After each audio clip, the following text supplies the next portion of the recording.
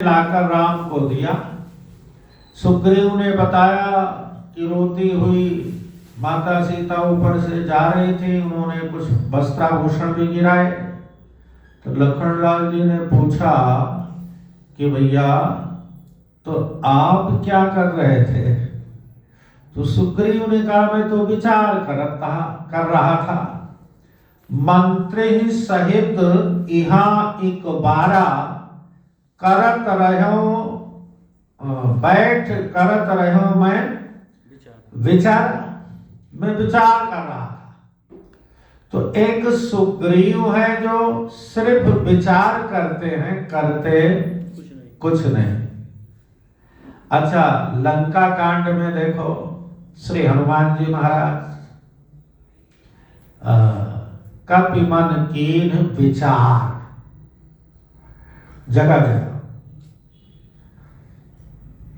जगह हनुमान जी के लिए बताया गया कि काम करने से पहले क्या किया?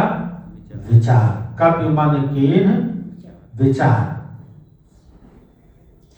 विचार करके तब मसक समान रूप कपि धरि लंका ही चले सुमिर नर हरि आदि आदि। तो उसमें विचार करते हैं या विचार कर ही काम करते हैं? अब लंका कांड में देखो कि रावण और रावण के मंत्री सभासद लोग जब भी कभी विचार करने की बात आई तो कहते हैं जित्यौ सुरासुर तव श्रम नाही, नर बानर कहीं लेखे माही। अरे आपने त्रिलोकी जीत लिया, तब कोई विचार करने की आवश्यकता नहीं पड़ेगी। ये नर और बानर के लिए कौन सा विचार करें? हैं? बार बार आप कहते हो विचार करो विचार करो, उनके लिए क्या विचार करना? लेकिन शास्त्र कहता है, संत जन कहते हैं, विवेकी जन कहते हैं कि बिना विचारे जो करे सो पीछे पछताए, काम बिगाड़े आपनो जग में होत हंसाए। बगैर विचार किए कोई काम कर लो तो काम तो बिगड़ता ही है। देखो, अच्छा काम बिगड़ेगा तो किसका बिगड़ेगा? खुद का।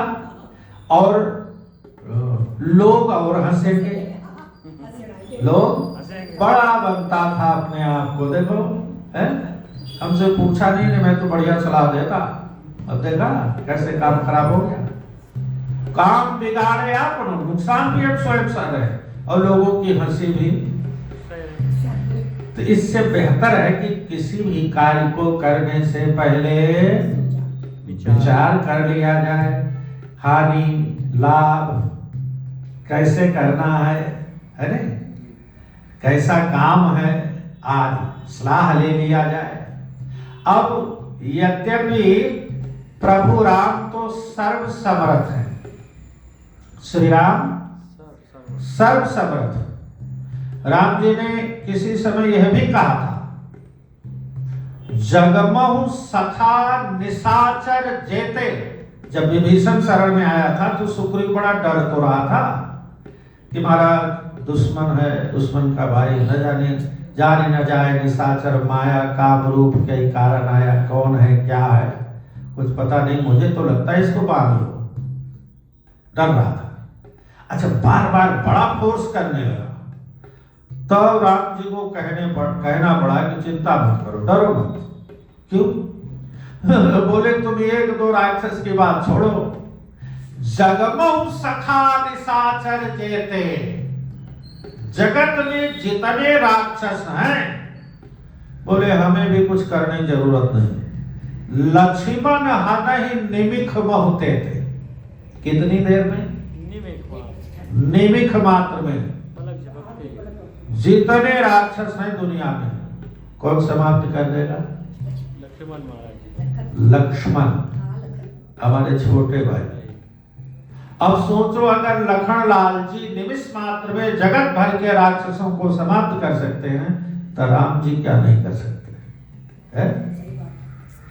अच्छा, राम जी को कुछ विचार करने की जरूरत थी, लेकिन फिर भी यह है, देखो क्षमा किसको कहते हैं? क्षमा बड़न जानते हो? है जी? क्षमा बड़न को चाहिए। क्षमा किसको कहते हैं? सामर्थ्य होते हुए भी, बलवान होते हुए भी, सामर्थ्य होते हुए भी सामने वाले को क्षमा कर दिया जाए। ये है क्षमा दान। इसको कहते हैं क्षमादान। अच्छा, हम जानते हैं कि भाई हम लड़कर जीत नहीं सकते, काहे का क्षमा? सामर्थ्य होते हुए भी। इसीलिए बड़ी सारी बातें हैं। बड़ा कौन? संतों ने बताया कि जो छोटों को एहसास ना होने दे कि हम बड़े हैं तुम छोटे हो, वो बड़ा है। और जो हर बात में हम है का बड़ा, किसी ना किसी दिन कोई और उसे भी मिल जाएगा। टॉप ऑलवेज वैकेंट, ऊपर का हिस्सा हमेशा खाली रहता है। ये है काहे का बड़ा? बड़ा वो है जो छोटे को एहसास ना होने दे। राम जी गंगा किनारे बन जाते समय केवट के पास पहुंचे तो कितनी विचित्र बात है, क्या सहजता, सरलता है, मानवता है। आप देखो, अक्सर हम आप जैसे लोग ही जाते हैं, ऑटो से जाना हो कदाचित, है ऑटो वाला इधर है नहीं, है रिक्शा, चलोगे चल, ऐसे अवहेलनापूर्ण बात बोलते, गजब की बात।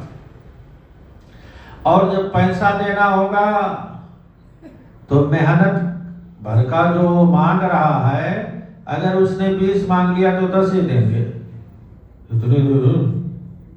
अच्छा, अगर उसने कह भी दिया कि बाबूजी ये तो बहुत कम है, तो उसका साथी बोलेगा अरे चलो हटो, ये छोटे लोग हैं, इनसे इनके मुंह मत लगो, चलो ये बोलते रहेंगे, कोठी कर दूं तुम्हारे नाम। ऐसी अवहेलनापूर्ण 10 रुपए की बात है, कितना तिरस्कार कर देते। लेकिन राम जी जब केवट के पास पहुंचे तो राम देखो, जबकि केवट मल्लाह है, उसका काम है लोगों को जो घाट पर आए उसको पार उतारना, बदले में उतराई लो, इतनी सी तो बात थी।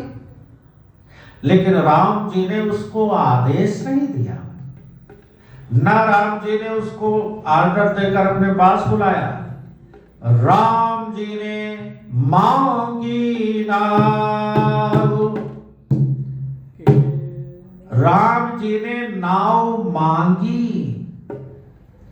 और बोले भावपूर्ण सम्मानजनक बातों से, केवट भैया हमें उस पार जाना है, क्या आप अपनी नाव हमें दे सकते हैं या अपनी नाव पर बैठाकर मुझे पार कर सकते हैं?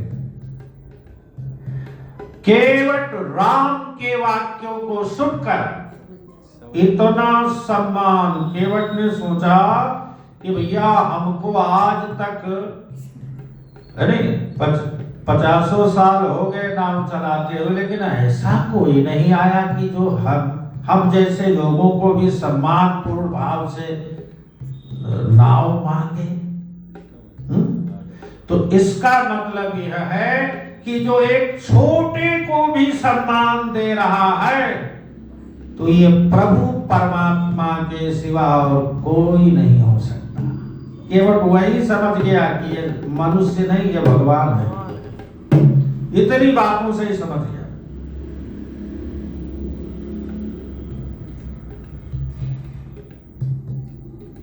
तो बड़ा कौन?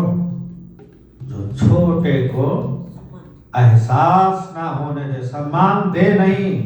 एक ये कोई साथ दया नहीं है। स्वतंत्र है छोटा भी। ये एहसास ना होने दे कि तू छोटा है और मैं बड़ा। आज की दुनिया में रामचरितमानस से लोग दूर होते जा रहे हैं, अपनी संस्कृति से लोग दूर होते जाते हैं, है नहीं?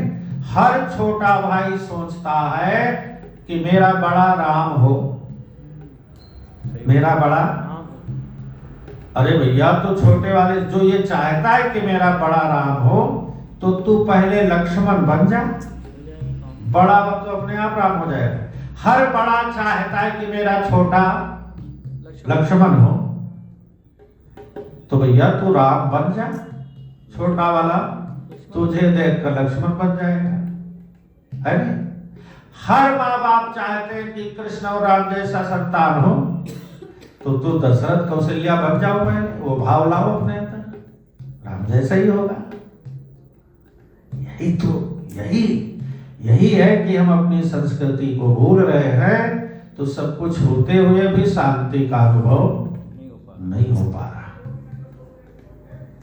राम जी को यहाँ पर विचार करने की कोई आवश्यकता थी नहीं, जिसके कहते नहीं, मंदोदरी ने कहा नहीं था जाके हनुमान से पाए, है नहीं? हनुमान अंगद रणबांकुरे, ऐसे उनके दूत हैं, सेवक हैं, उनसे तुम युद्ध करके जीत पाओगे? जब राम को समझा रही थी मंदोदरी, वह राम जी अंगद जी के मुखारविंद से लंका के किले की जानकारी प्राप्त की, तदनुरूप स्वयं स्वतः फैसला नहीं लिया। रिपु के समाचार जब पाए, तो राम सचिव सब निकट बोलाए। राम सचिव सभी मंत्रियों को अपने पास बुलाया। सभी मंत्री जैसे वानरराज सुग्रीव, जामवंत, विभीषण, और जब पास आ गए ये लोग, तो राम जी ने मंत्रियों से कहा कि लंका बाके चारि द्वारा, लंका के 4 बड़े विकट दरवाजे हैं, कहीं विधि लागी करहु विचार। भाई आप लोग विचार करो कि लंका के 4 बड़े विकट दरवाजे हैं, उन पर किस प्रकार आक्रमण किया जाए, इस पर आप लोग विचार करो। कौन कह रहा है? राम जी। अब सोचो कि सर्व सामर्थ्यवान होते हुए भी अपने से छोटे मंत्रियों से सलाह ले रहे हैं। क्या ले रहे हैं? सलाह ले रहे हैं। इसका मतलब ठीक है, आप सर्वगुण संपन्न हैं, तो क्या हुआ? आपके समकक्ष में आपके मंत्री, आपके भाई, आपके माता पिता आज है, आपको करना अपने मन से ही है। आप सर्व विवेक है आपके अंदर, स्वतः ही निर्णय लेना है, लेकिन फिर भी अगर आप जिनको अपना कहते हैं उनसे सलाह ले लो, तो सबसे पहली बात तो कि जिनसे आप माँ बाप से, भाई से, आदि से, जिससे भी आप सलाह मांगोगे किसी कार्य को, भैया ऐसा ये काम करना था, तो आप क्या राय देते हैं, तो उसके दिल में आपके लिए सम्मान हो जाएगा, प्रेम हो जाएगा, और वो सोचेगा कि देखो ये मुझे कितना चाहता है, अपना समझता है, तभी तो इसने मुझसे सलाह मांगा। तो प्रीति या लगाव या व्यवहार और बढ़ेगा। और एक है, हम फलानी चीज करने जा रहे हैं, आ जाना फलानी तारीख को, तो उसमें प्रेम होते हुए भी दुराव बढ़ जाता है। अंदर से। यह सुंदर शिक्षा राम जी दुनिया को दे रहे हैं कि देखो भाई, मंत्रियों से सलाह मांग रहे हैं, यद्यपि मंत्री भी प्रभु की प्रभुता को जानते हैं। तो इसीलिए आप देखो, तब कपीस ऋक्षेश विभीषण, तब कपीस ऋक्षेश विभीषण, सुमिरी हृदय दिनकल कुलभूषण। ऋक्षेश जागवंत, बानरराज सुग्रीव, विभीषण, जब राम जी ने पूछा, इनसे सलाह मशविरा किया कि भाई विचार करो कैसे है आक्रमण किया जाए, तो ये लोग जानते हो, एक सेकंड के लिए मन से दिनकल कुलभूषण प्रभु राम जी का ध्यान करके, किसका? सूर्य कुल के भूषण श्री रघुनाथ जी का स्मरण करके। क्योंकि सूत्रधार, और एक बात और बताओ, उर प्रेरक रघुवंश विभूषण, सबके हृदय में प्रेरणा देने वाले राम जी ही हैं। लेकिन इस बात को ना हम समझते हैं, ना मानते हैं। इसलिए समझो, वही जो ये समझता है कि हृदय में प्रेरणा देने वाले कौन है, तो वो हृदय की आत्मा की बात को मानेगा, वो मन के अनुकूल नहीं चलेगा। इसलिए तीनों ने तुरंत रघुनाथ जी का ध्यान किया। सुमिरी हृदय दिनकल कुलभूषण। इसका मतलब एक चीज और समझना चाहिए, कथा क्या संकेत करता है कि अगर कोई आपको अपना मानकर सलाह मांग रहा है, तो आपके जो बुद्धि में हो तुरंत मत बोल दो, अपने इष्ट का ध्यान करो कि प्रभु इसने कुछ समझकर मुझसे सलाह मांगी है, तो इसको उचित सलाह देनी चाहिए, ताकि मेरे सलाह को अगर ये मान ले तो इसका हित ही हो। ये नहीं कि कोई कुछ पूछ रहा है तो बता दो, जो चाहे पहुंचे चाहे ना पहुंचे, काम हो चाहे ना हो ना। तुरंत अपने इष्ट का ध्यान करके थोड़ी देर के लिए विचार करें कि भाई इसने कुछ समझकर मुझसे कुछ पूछा है, तो इसको क्या सलाह देना उचित होगा, पहले अपने मन में ठहरा लो। इसलिए तीनों मंत्री रघुवंश विभूषण का ध्यान करके और तब करी विचार तिन्ह मंत्र दृढ़ावा। विचार करके उन्होंने कर्तव्य निश्चित किया। चारि अनेक विकट बनावा। प्रभु,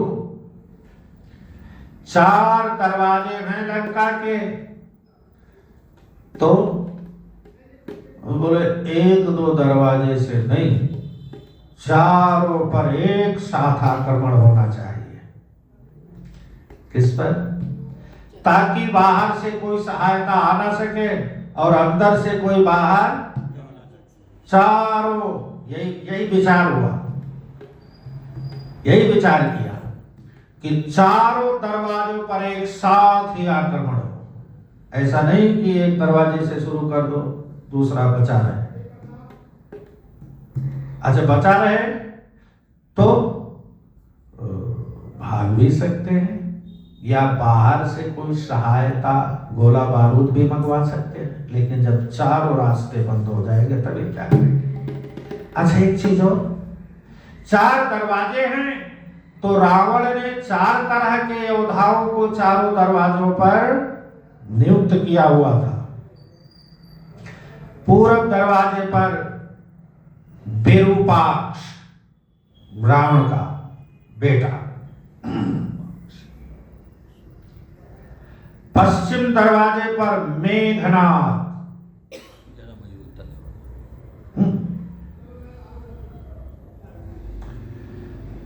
उत्तर दरवाजे पर आप स्वयं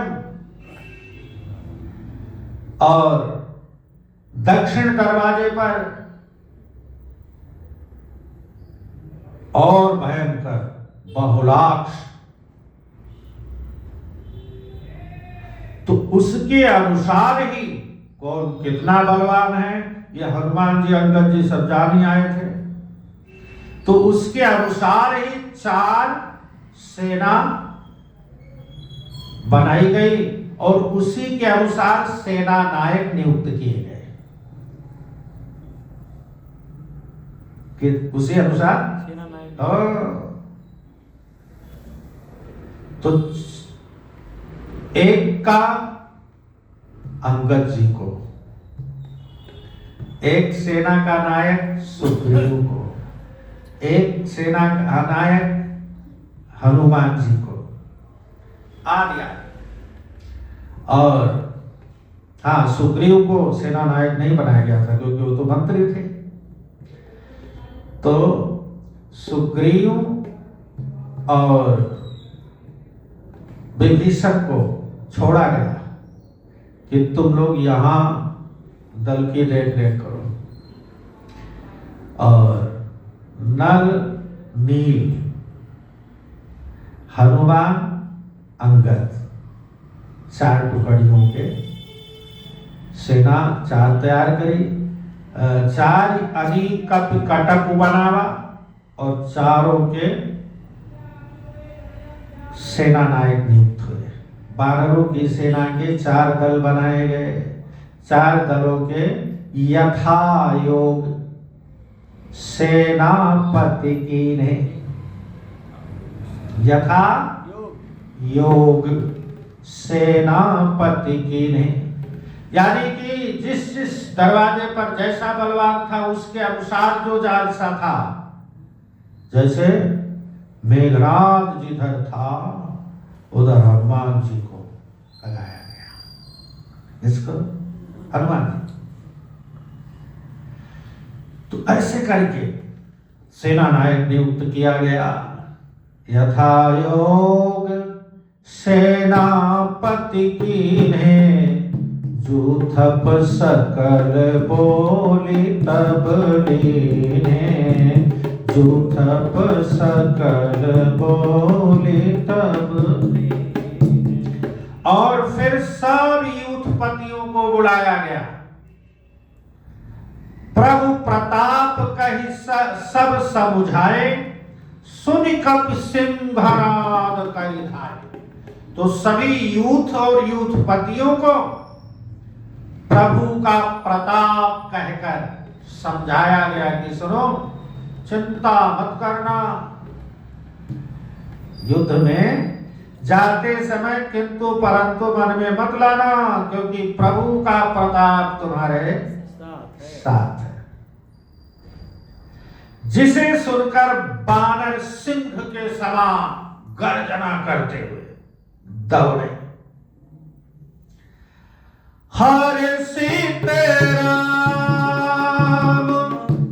चरण सिरु नावहि, कहि गिरि शिखर वीर सब धाम। और वे बानर और यूथपति लोग प्रभु के प्रताप का स्मरण जब किया तो सब हर्षित हो गए। बहुत राक्षसों ने त्रास दिया है और इनको मारने का, इनसे लड़ने का अवसर मिला है। अच्छा, आप जानते ही हैं ये बानर भालू मुख्यतः कौन है? कोई ना कोई देवता ही है। क्योंकि जब धरा रावण के त्रास से अकुलाई, ब्रह्मा जी के पास गई, मंत्रणा करके सबने प्रभु से प्रार्थना किया, जय जय सुरनायक जन सुखदाय, है ना? प्रार्थना किया तो आकाशवाणी हुई कि घबराओ मत, हम अवतरित होंगे, मनुष्य रूप में आएंगे, सब बता दिए। तो सब लोग त्रास में डर खत्म हुआ और आसरा हुआ कि प्रभु आएंगे। तो सब जब काम हो गया तो सब चलने लगे कि अब हम लोग जाए। तो ब्रह्मा जी ने कहा सुनो ऐसे कैसे जाओ। फिर बोले वो पारब्रह्म परमेश्वर अपने अखिल धाम को छोड़कर तुम्हारे लिए मनुष्य बनकर नीचे आ रहे हैं, तो तुम लोग उनकी सेवा में, उनकी सहायता में, उनके स्वागत में तुम लोगों को भी तो खड़े होना चाहिए। तो सब देवताओं ने कहा कि भाई हमको क्या करना चाहिए, अब आप ही बताओ, है नहीं। तो ब्रह्मा जी ने सभी देवताओं को कहा कि बानर तनु धरि धरि सब प्रभु पद से वो हो जाए, तुम सब लोग बानर बन जाओ और भगवान की चरणों की सेवा करो जाए। और आप स्वयं ब्रह्मा जी क्या बन गए, जामवंत महाराज, जामवंत बन गए। तो आप देखो, प्रथम ही देवन गिरि गुहा राखी रुचिर बनाए, कछुक दिवस बीते प्रभु बास करेंगे आए। तो आज बदला लेने का बढ़िया मौका मिला है, क्योंकि प्रभु और प्रभु का प्रताप मेरे साथ है। इसलिए सब बानर हर्षित होकर बड़ी प्रसन्नता के साथ राम के चरणों में सिर नवाते हैं और गही गिर शिखर वीर सब दावे। अब चूंकि वो बानर है तो उनके पास अस्त्र शस्त्र तो कुछ है नहीं, तो कोई पहाड़ उठाकर दौड़ता है, कोई पत्थर उठा के दौड़ता है लंका की तरफ, वही उनका गर्जहि तरजहि भालु कपीसा, जय रघुवीर कौशलाधीशा। कौशल राज श्री रघुनाथ जी की जय हो, रघुवीर जी की, राजा राम की। पुकारते हुए भालू और बानर गरजते और ललकारते हैं।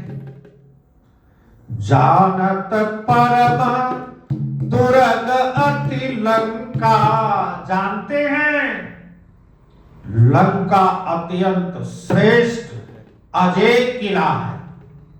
लंका अजय किला है। जानते हुए भी बानर प्रभु श्री राम जी के प्रताप से, प्रभु प्रताप कपि चले असंख्य, कोई शंका नहीं। और बोले घटा टोप कर चहुदिश घेरी, और मुख ही निशान बजावहि भेरी। घटा टोप मीन्स चारों तरफ से घेर लिया, जैसे बादल घेरता है, बादलों की घटा की तरह लंका को चारों दिशाओं से घेर लिया। और घेर कर वह बानर मुंह से ही डंके और भेरी बजाने लगे। पहले युद्ध के लिए मारू राग में बाजा बजाया जाता था ताकि वीरों का उत्साह बढ़े, लड़ने का चाव आए मन में वीरों से। अब बानर भालू के पास कोई बाजा तो है नहीं, मुंह से ही बजा रहे हैं, ताल दे रहे हैं। जयति राम जय लक्ष्मण जय कपीस सुग्रीव, गर्जहि सिंह नाद कपि भालु महाबल सिंह, भालु महाबल। महान बल की सीमा बानर और भालू सिंह के समान ऊंचे स्वर से श्री राम की जय हो, लक्ष्मण की जय हो, बानराज सुग्रीव तीन जयकारी, कितने 3 जयकारियां लगा रहे हैं लंका के चारों तरफ। चारों। आज का प्रसंग यहीं तक। किस प्रकार अच्छा था। बढ़िया किया महाराज जी। रावण को पता चलता है रावण क्या करता है और कैसे। देखो कहने को तो राम और रावण का युद्ध है, लेकिन वास्तविकता तो यह है कि धर्म और अधर्म का युद्ध है ना। सत्य और झूठ का, एक सुमार्गी और कुमार्गी का युद्ध है। पर युद्ध तो युद्ध है ना। क्रमशः हम लोग सुनते रहेंगे।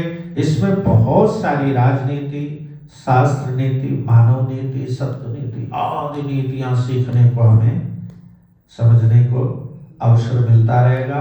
बोलिए राजा राम